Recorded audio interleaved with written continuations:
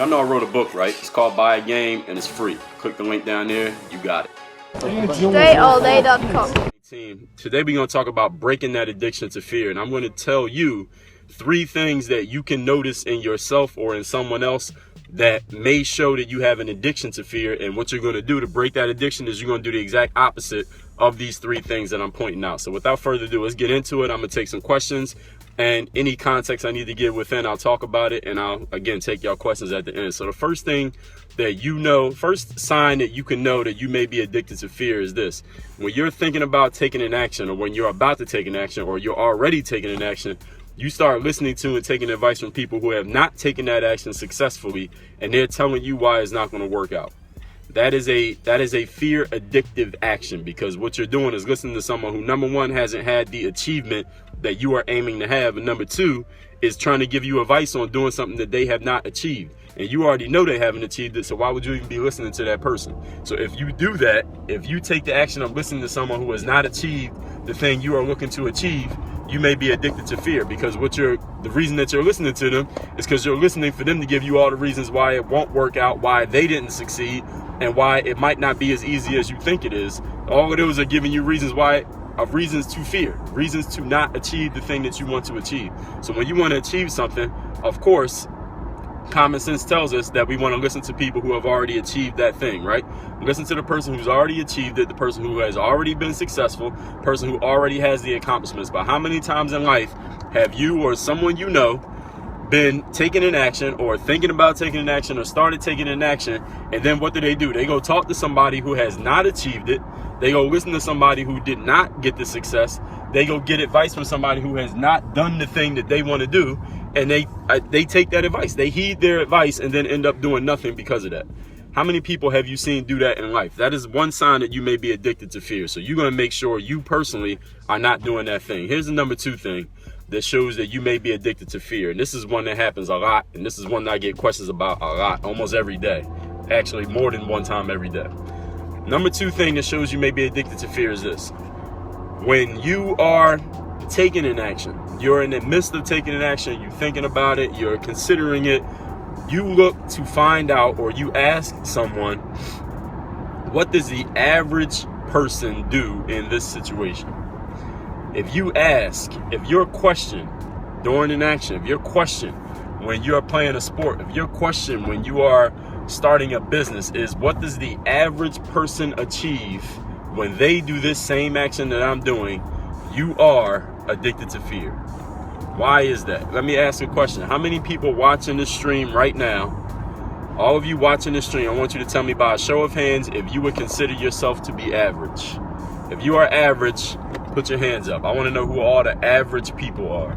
If there's any average person watching this stream right now, I'm going to wait.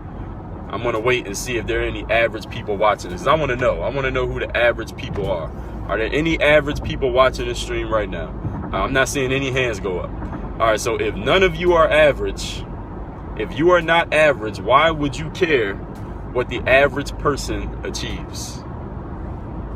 Now, every single day, now, maybe none of you are the people that I'm hearing from, but every single day I get an email or a comment online or a private message or a DM somewhere asking me, Dre, what does the average person in my situation do? And I'm always baffled by the question, because I know if I came back to them and asked them, listen, are you average? Do you consider yourself to be average? Then usually they all going to say no.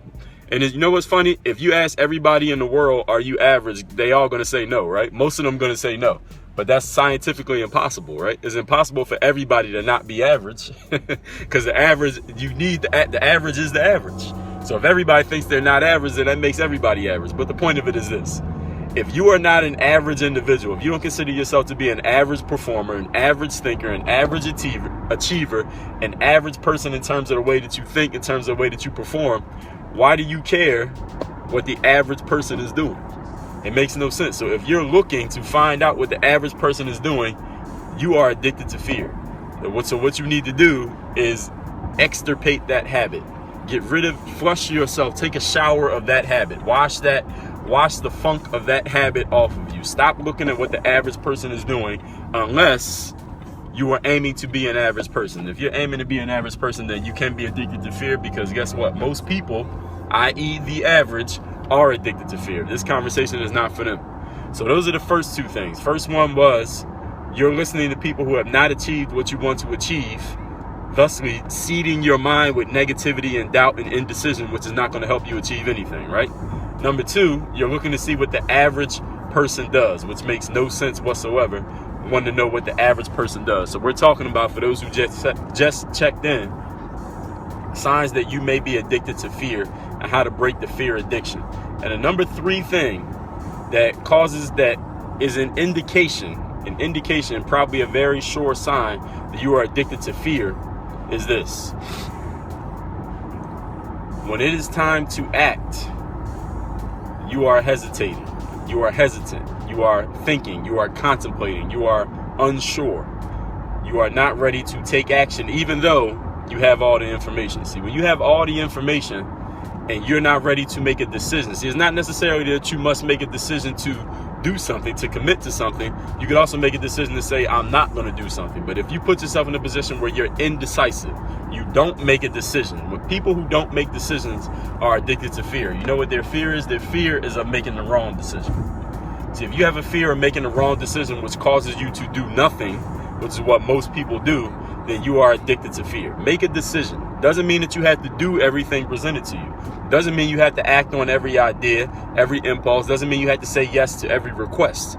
But what you do need to do is say no to a request. What you do need to do is say, I'm not going to do this. What you do need to do is say, this is not for me. What you do need to do is say, I'm not going to buy this product or service.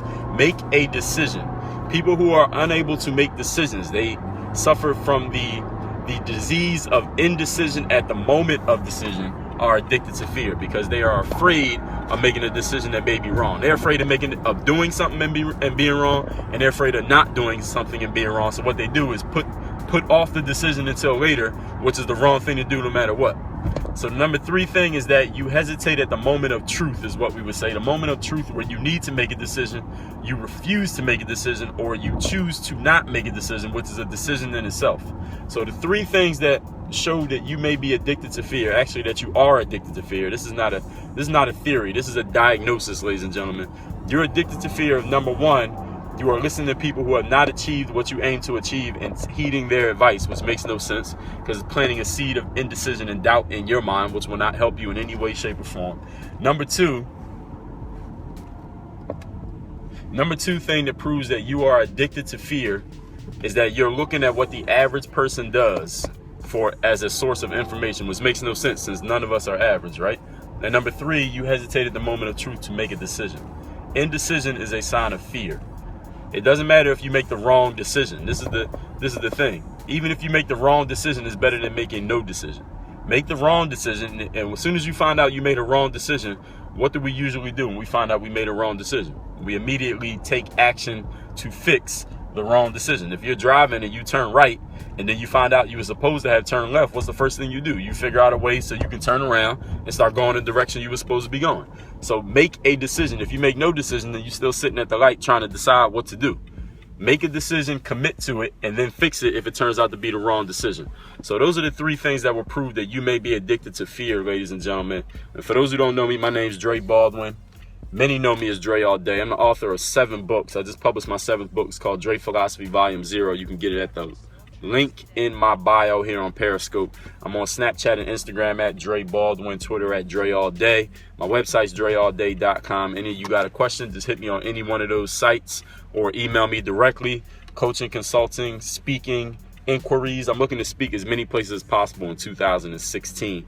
And I want to connect with some business-minded individuals. So if you're a business-minded person, you want to connect and do business in some way, shape, or form that you think we might be able to work together, send me an email or send me a snap if you are so inclined at Dre Baldwin, or email Dre at dreallday.com. Y'all have a great, what day is it? Tuesday. Work on your game. Make sure you get my first book, Buy a Game. It is free. Click the link right here below in the video description. I'm on all your favorite social media platforms: Snapchat, Instagram, Twitter, Facebook, Periscope. All the links are right down here below. Is either Dre Baldwin or Dre All Day on each one of those sites. And make sure you are subscribed. Hit that subscribe button down there and the thumbs up like button. Subscribe so you catch all the new content. I work on your game. Dre All day.